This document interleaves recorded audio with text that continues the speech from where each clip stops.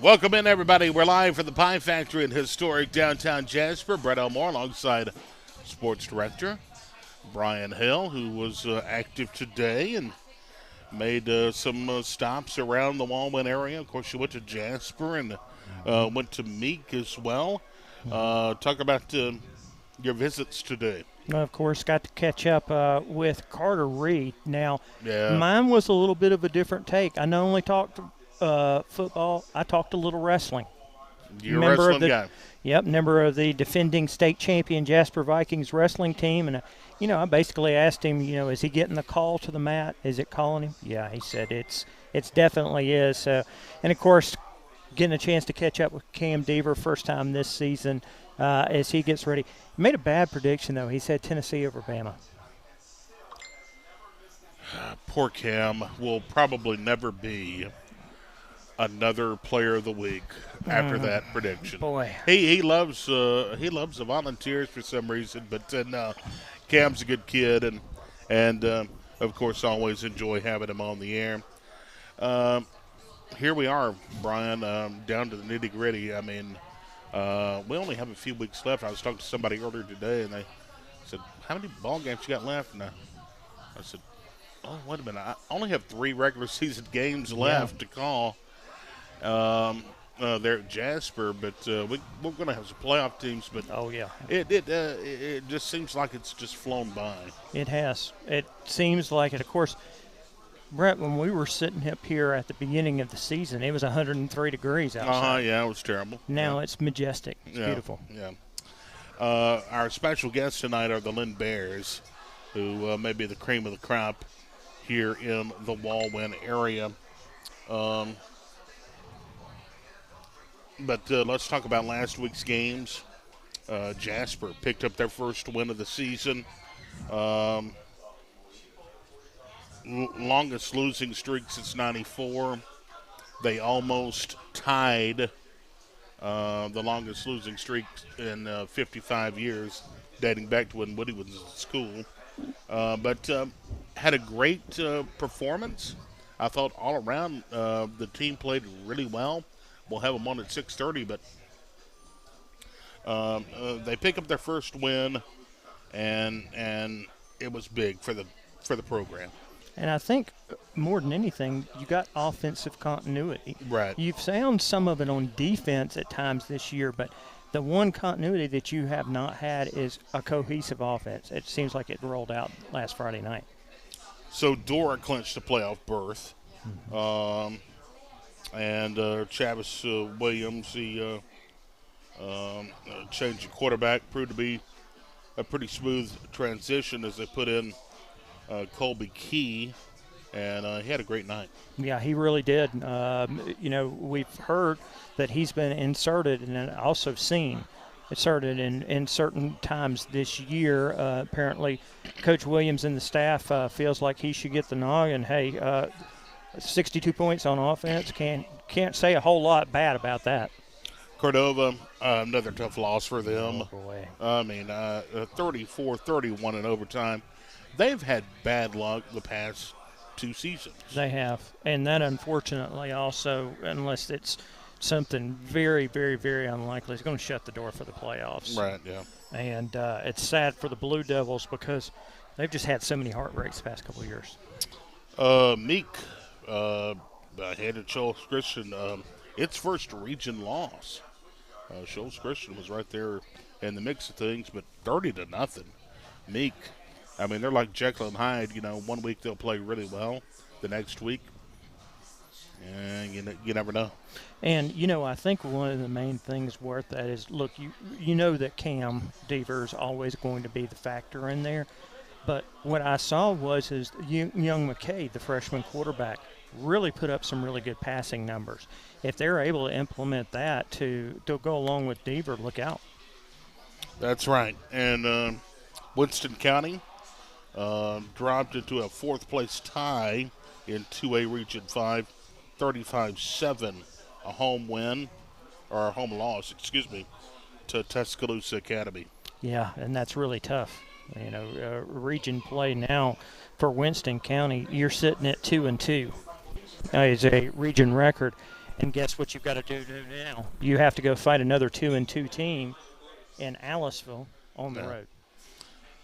All right, and then some of the other games we had last week. We'll talk about that. Winfield defeated Carbon Hill 46-0. Haleyville over Curry 53-20. Summit Christian, they had to forfeit another game. Marion County 1-0. And then Oakman and Addison were both off last week. Yeah, and, for pretty much I think if there's going to be another time that Summoning Christian plays, it's going to be this week against Tarrant. We know how bad Tarrant is. Yeah. But I do think that it's pretty much going to be the end of the rope, and they're just going to tuck it for the rest of the season. Right.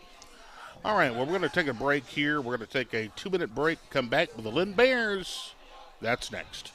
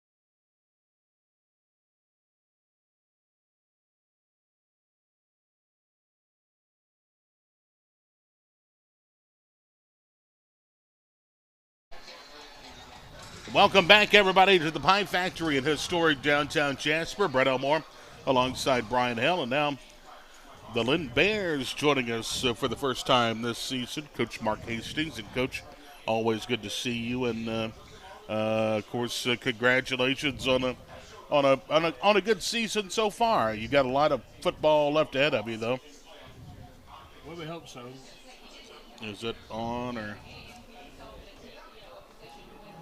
Yeah, go ahead. Yeah, we hope we have several games left. We kind of looking at this as mid-season, going into these last few games, and going to try to close out strong and then make a run in November. We talk a lot about playing in November, so we look forward to it. I asked you kiddingly off the air what makes you a good coach. I mean, you have. I've followed you, and we've been around for a long time, and of course your days at Oakman and other places, but you consistently put out a good team. And what goes into that? I mean, you're talking about Lynn, you're talking about a 1A team. Of course, you don't have the talent that you would have, say, to pick from. In a 6A school or a 5A school, you got just a small group to pick from, but you excel in that environment, I think. Well, we've taken some rough situations and turned them into a good situation. But it starts with good coaches around you and of course good players. But one of the things that we try to do is hold them to a little higher standard. We're not just going to run through something and we're going to do it right. These guys will tell you we've had to do things over and over sometimes to make sure we do it right. And I think that and just the playing hard and playing physical and if you do those things, you're going to be successful. And we've got our we first got there, we didn't feel like we were very physical, but I think now, we are. And I think most teams that play us would tell you the same thing. So that's to me, that's the key is just making them do things right, and and I always try to play physical and play discipline. Coach, big question for me is you alluded to when you first got there, that first season was 2-8. Since then, it's been 11-1 last year, or I think it was 11-2. 11-2 last year. This year, you only have one loss on the season. Back then, did you see the talent, the potential in this team? Yeah, I saw that early on. When we got there, looking at who we had, we knew we had a quarterback coming back. We had a couple receivers coming back, had some good-looking linemen, and it just feel like that first year that the guys as a whole just didn't trust what we were trying to do. And, they would have success doing it the way we were coaching it, but then they would revert back. And so, we just stayed on them. But the group that we came back with last year, I think once they realized they could win, they really enjoyed it. And so they, really started picking up the focus, and that's another thing that we talk about all the time. Talent shine. I told them when I first got there, that 2-8 year, I told them the whole time, it's not lack of talent. It's not lack of talent. And so I think maybe they bought in, understand a little bit, and started doing the small things that we asked them to do, and success followed. Cale, Logan, will bring it to you for a second. Cale Tittle and Logan Madison joining us. Guys, I had a chance to see you guys as you linked up a few times against Summoning Christian before that game got ended early. But then I got a chance to see the other night, and everything between you guys communication-wise and the rest of the receivers looked so crisp. How much easier is it this year for you guys to establish the rhythm? One thing, especially talking about receiving, my favorite thing to revert back to is our summer 7-on-7s, and we practice all summer and go to our 7-on-7s and really just time up our routes really well and know where the holes are in the defense, and really that helps going forward to when you get in the pads and you get a defensive line in front of you. Just know it makes it that much easier to find your guys out there because you know where they're going to be and they know where I'm going to hit them. So it just makes it so much easier when we put all that time and work over the summer into our passing game.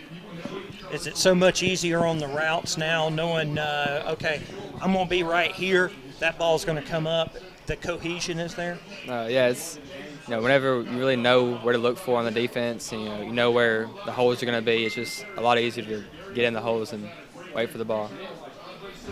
And I think overall, one thing that was so impressive to me is you guys not only had a chance to not only play several players, you got a chance to play several kickers too. I thought that was, hey, that's the first time I've ever seen 4 or 5 different kickers in one ball game, and they all did pretty good. I believe we were perfect, which was kind of funny, but we just had some seniors that had joked about different stuff, Logan being one, and it wasn't surprised he kicked it. We were all surprised he lined up and kicked it left-footed. So, and then of course Tally coming in, and Tally thinks he's a kicker. He likes to punt and kick and stuff, but he nailed that first one. So, yeah, it was fun to watch him get to do that and experience it, and especially have success. Well, Brett's still ironing out some technical problems for us. What's the biggest thing that you've taken away, Coach, over these past few weeks, especially against teams like you started off with Marion County? You had the game against that very strong ACA team. Have a great win over Pickens, a team that you had to just basically flat out last year dogfight with. How's it been this year? What have been the turning points? Well, I think our experience coming back was key, and we had a couple guys that moved in, and they've been important for us. The little Dunnigan boy and Roberts, they played key roles for us as well. They kind of filled some spots that we were really in need of, and but I think it's just the older group wanting to succeed again. They didn't. They never really looked at it as we can walk through this, or one time is enough, or whatever. They really wanted to improve and put more wins up and so forth. So it really, I got to give a lot of credit to them. And we also, our coaches, Coach Manziel, Coach Cagle, Coach McDaniel, those three on defense have done a bang-up job. And it makes it easier for me when I know that their scoring is going to be limited. We can dial up a few things that maybe we wasn't in other games. Well, talk about your offense and your defense are both performing really well. I noticed today that the offense was the third best in 1A, defense fifth best in 1A. That's pretty good numbers.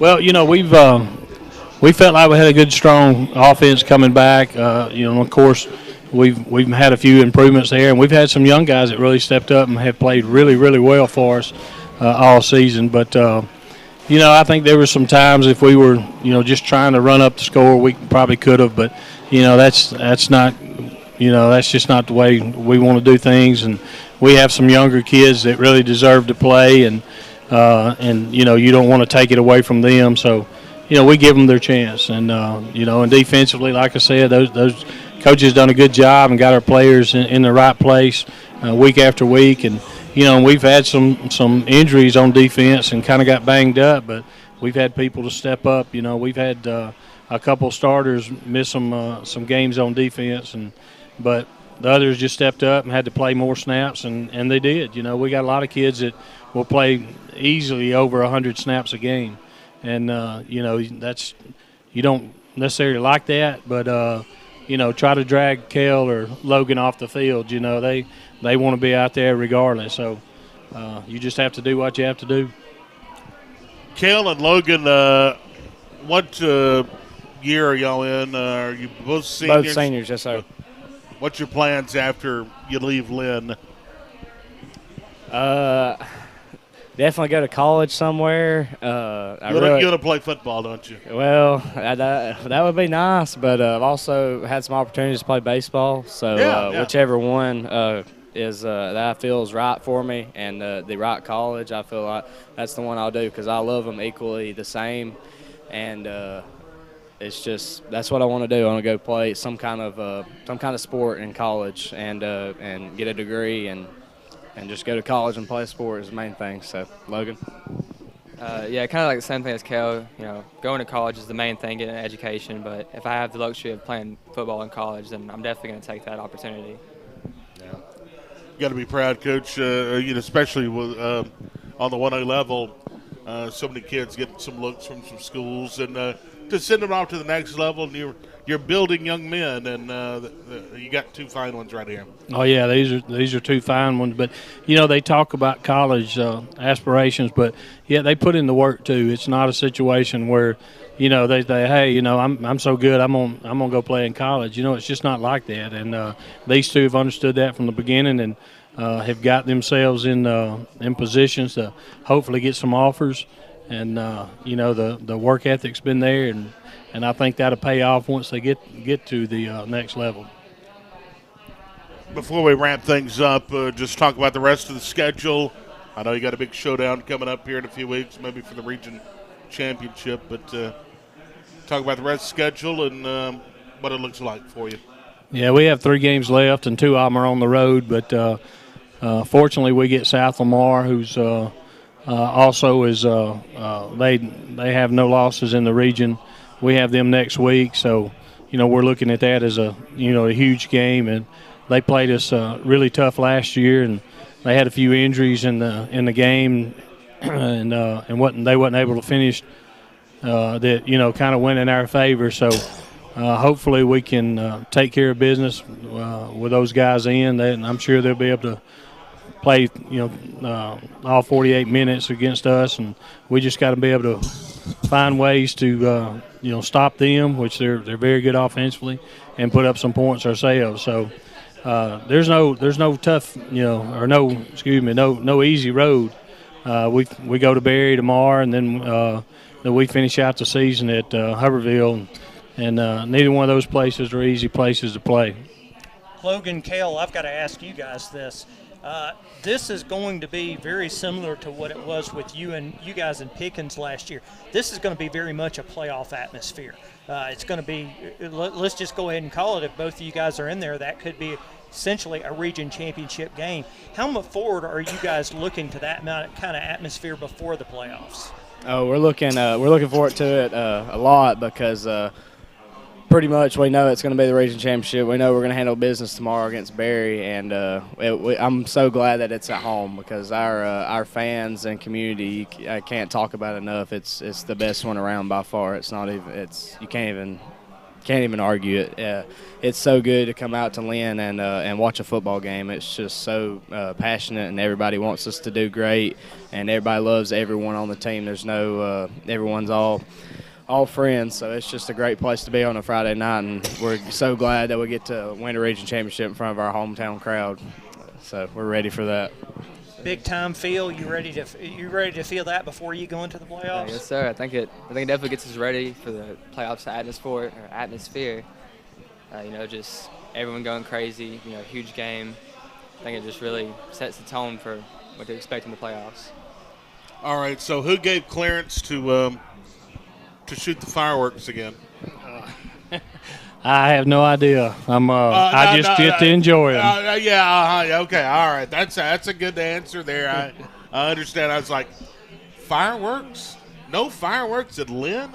Are you kidding me? Because that's one of the things I remember, of course, many years ago, going to Lynn with my dad, Woody, and Lynn hadn't beat Addison in years. And it was at Lynn. I think it was 96. That's maybe. Way before I even was living here. I think it was 96 when Lynn went to the state title game.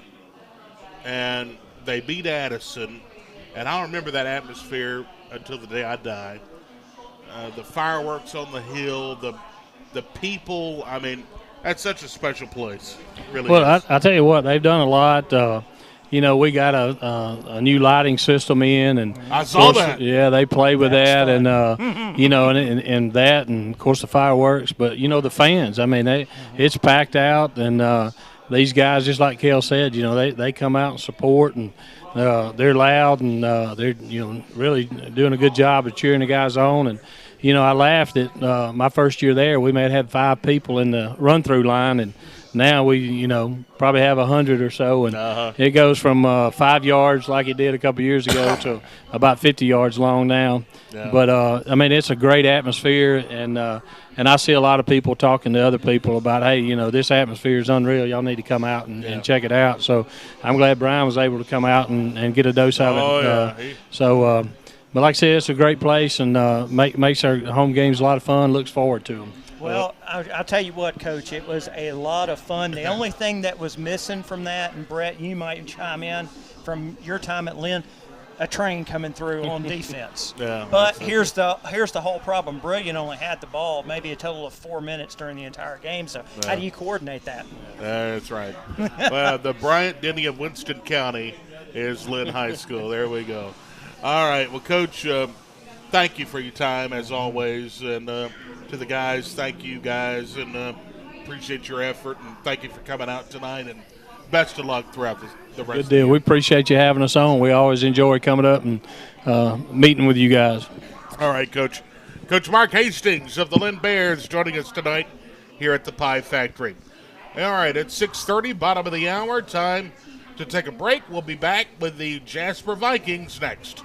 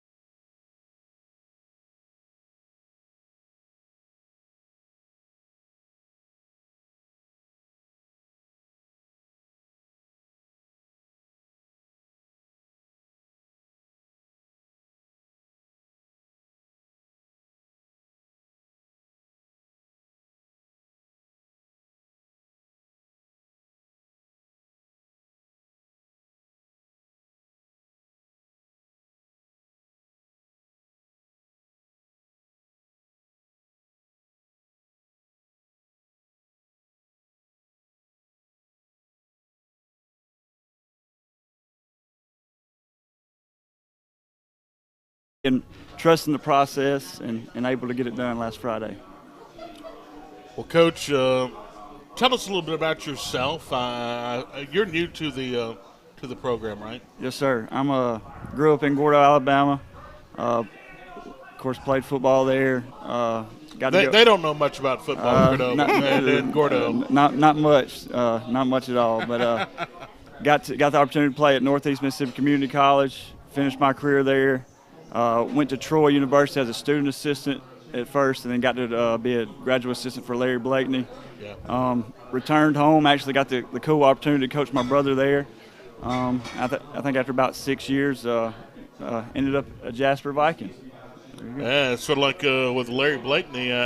You knew he coached at Jasper. Oh, absolutely. I was privy to a couple conversations. Being from Gordo, he's from Gordo too. Oh, okay. Yeah. So he always had very fond memories of this place. Back in the 70s, he coached here, but and a great coach, Blakeney, of course, finished up at Troy. Yeah, he was tremendous. I'd like to ask a little bit of a question. Garrett, you were last week. I interviewed you for Player of the Week. Yes, sir. Interested before I can switch over, but I really wanted to hear your perspective. What was the mindset from the Hayden week to last week? Was there a more charged mentality? Did you guys just want it more? What was it? I mean, we go into every week wanting to win, obviously, but with it being homecoming, I think it just sparked us to really leave it out there, and we wanted it for sure. Coach, is that something that y'all as a staff, did y'all just see a change in them? There was more energy or fire in them? Well, we thought we played hard against Hayden. Kids have been playing hard all year. But, we just tell them every day, get better at something. Keep working at your craft. We're trying to move this thing forward, keep pushing forward. And we had a great week of practice last week. I think we had a great week of practice this week. But, last week you could tell, we got down in the game. We actually got down in the game early, but they just kept fighting and kept scratching and clawing. And, Garrett, I want to apologize to you because on the broadcast last week I gave you a little grief because we were in the victory formation and you got out there a little late. Yeah. I didn't even know I was supposed to be on the field. I thought I was done. You thought the game's over, I'm done. And I'm sitting there and I said, we're in the victory formation, but they're waiting on someone. And then you come running out on the field, and I said, I don't want to throw him under the bus, but Garrett Busby was his name. But no, it was sweet to get that victory formation. Yes, sir, for sure. And you had a great game too. And talk about your night against last week. I was actually sick. I had strep, but oh no! So you played through. Yeah, I didn't really feel like I played that well, to be honest. Yeah, I did score. Yeah, it was all right. Braxton, you were you hurt too last week? I was hurt last week, yes, sir. You were in the street clothes, I believe, right? Yes, sir. How are you now? I'm better. I've been doing good in rehab and stuff, and I think my ankle's 100% now. So I'm coming out this week, and I'm ready to get after. Well, he's a tough hombre, Coach. Talk about Braxton, and he's like I say, a tough hombre, and I knew he probably wouldn't be out long. Yes, sir. Like I said, we missed him last week. I think, this week, Lord willing, he's going to be out there. And like I said, anytime he's on the field, he's going to give you everything he's got. And like I said, I think he provides a charge to our team when he's out there. And like I said, when he's not out there, last week he was still on the sideline rallying our guys. That's leadership. Absolutely. And that's something that Coach Reeves and I had talked about, leadership. How have you seen some of these kids develop as leaders? Oh man, from May till now, we don't have a very big senior class, but right, all of them are leaders in their own way. And when you look back the work that they've put in this year, I think when they look back on their time here this year, they're going to be proud of what they've done, the legacy that they've laid for another cornerstone for this program moving forward. But it's something that I was talking about. I think it was last week or maybe. Just because you're not a senior doesn't mean you can't be a leader. You know what I'm saying?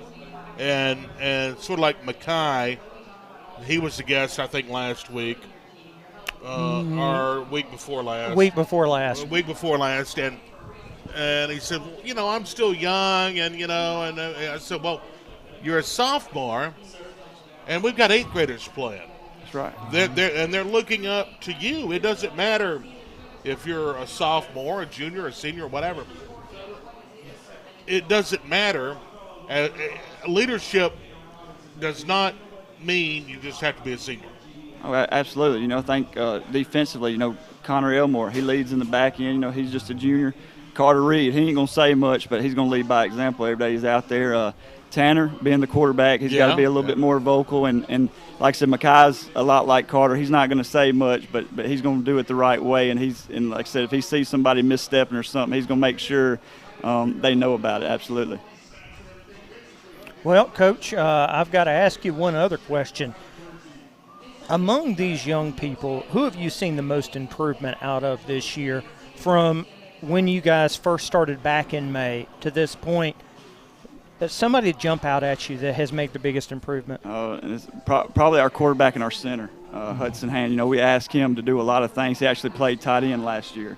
But he's a very cerebral guy, very smart, and we ask him to do a lot of things. And sometimes, especially right now, he's at a disadvantage physically sometimes, but he's always in the right place where he's supposed to be and making sure that we're on the same page up front on the offensive line. I think Braxton can sort of attest to that. He's going to make sure that, if we're on the wrong page, all five of us together are on the right page, and that works out a lot better most of the time when all five of them are working together. Absolutely.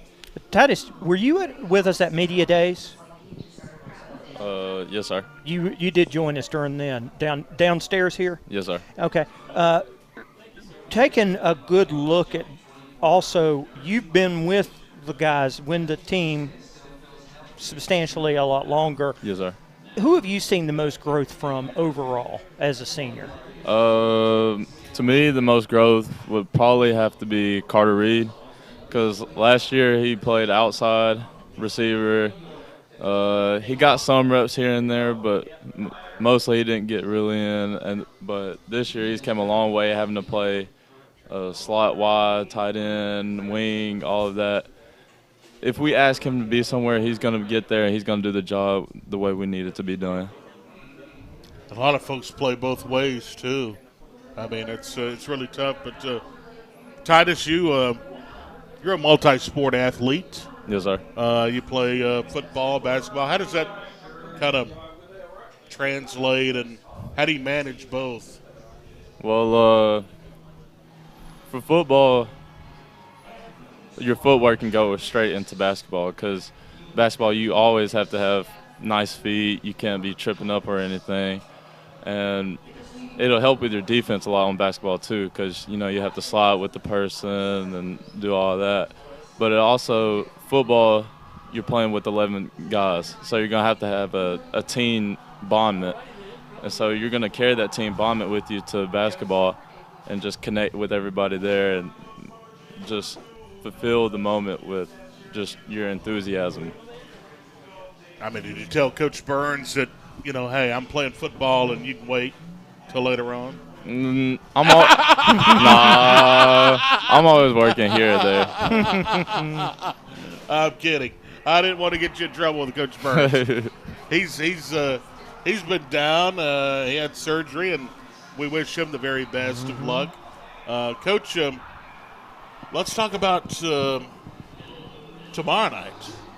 John Carroll Catholic comes to town. Final home game of the season, and pretty good team. Absolutely. They're defensively, I think they start 7 seniors on defense. They're going to give us, multiple fronts, multiple coverages, and it's going to be tough sledding. But I think we got a good game plan moving into this week, and we've had a good week of practice. So we're going to go out and let the chips fall where they may. We'll talk more about the John Carroll game when we come back after this 2-minute timeout. 2 minutes, we're back to the Pie Factory in historic downtown Jasper in a moment.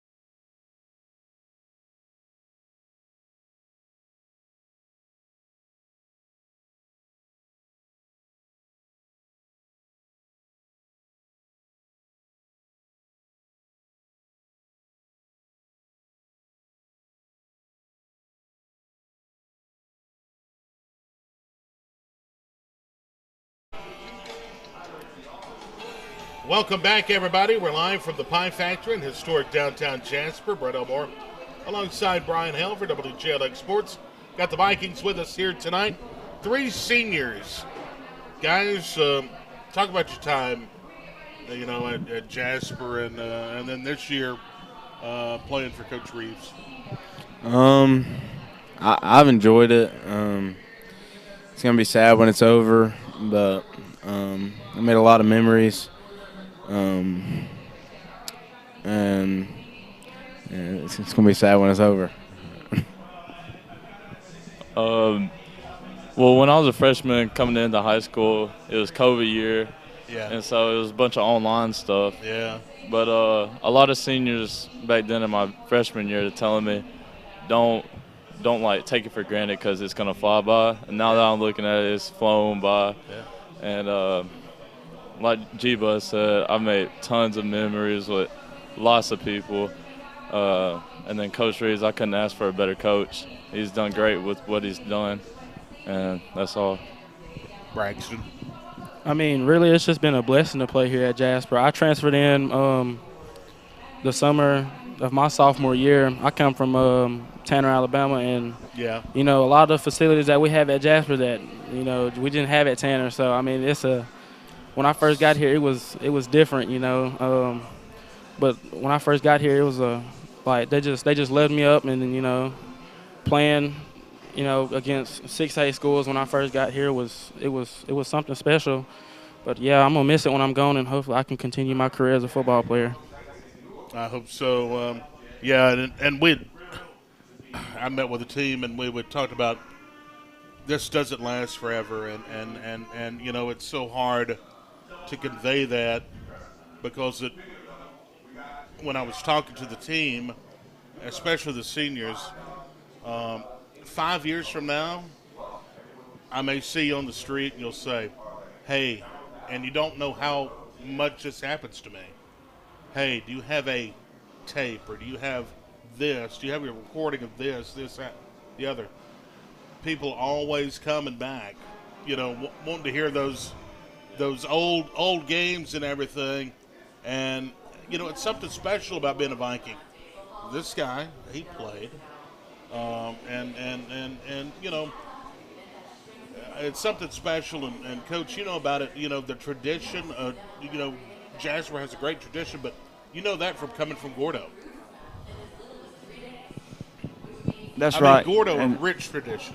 Right, and that's what the two programs very similar. That's what was intriguing about this spot, and then coming in here with Coach Reeves, just a great mentor and stuff that that you don't think about, and the plan that he's implemented here, and it's a plan that's going to move us forward. We just got to stay the course and keep working every day, just trying to get better, one day at a time. It's kind of similar, Braxton.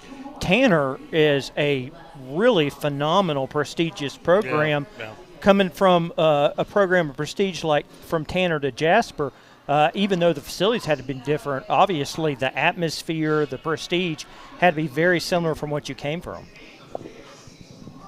A lot of tradition around there, a lot of people, a lot of locals. I grew up, everybody knew everybody. So, right. it's just different here. So when you get into a smaller classification, you'll have a lot more of that community vibe. But of course, here at Jasper, the community comes out and supports you every Friday, and I have to admit, I have never seen a high school football program or a high school put so much into athletics.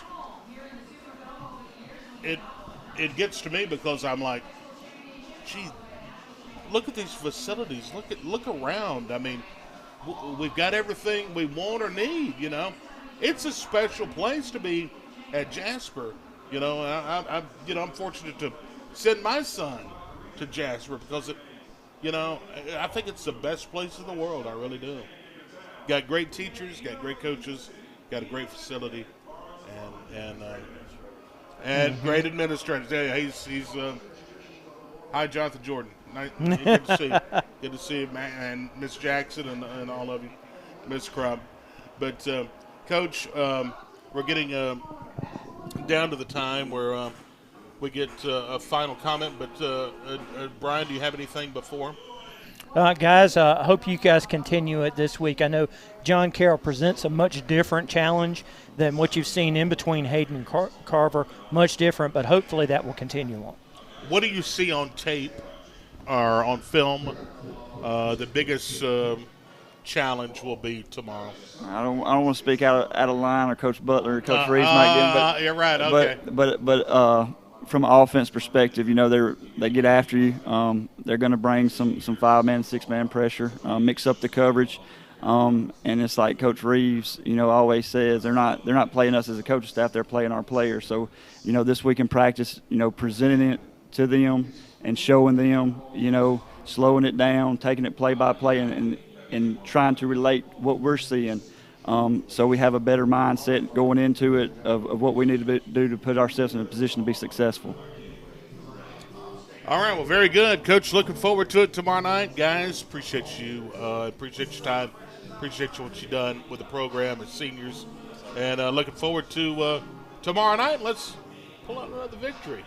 Yes, sir. Thanks for having us. All right, thanks a lot.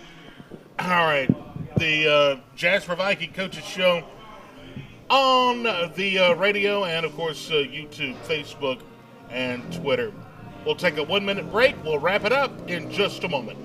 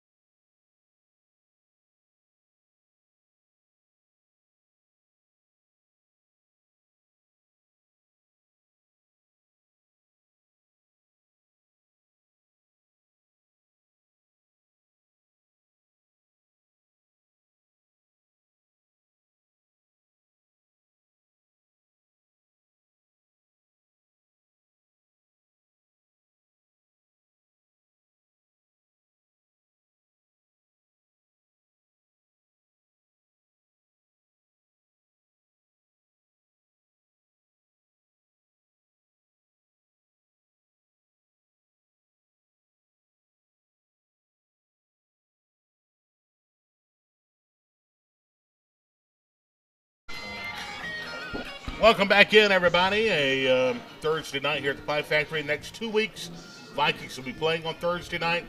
Our show will probably be moving to Wednesday night, so keep that in mind. And Brian, appreciate you as always. And thank you. Looking forward to another night of football. But I want to take this time real quick to say thank you to our co-worker, Sebastian Black. Sebastian holds a special place in my heart because Sebastian came to me as a young man, still at Cordova High School, looking for an opportunity, looking for work. He was interested in radio, and gave him a chance, and he interned and then finally gave him a job and has worked part-time with us for a number of years now, and I just want to say, Sebastian, I appreciate you. He's moving away. He's moving off to the Gulf Coast, which is not a bad place to be. And I understand, but he's going to be sorely missed. He was a vital part of our operation here, and maybe one day he'll come back home. Who knows?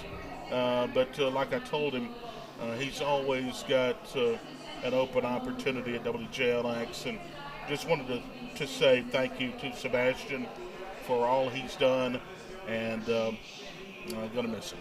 Yep, and Bass was he was my bro.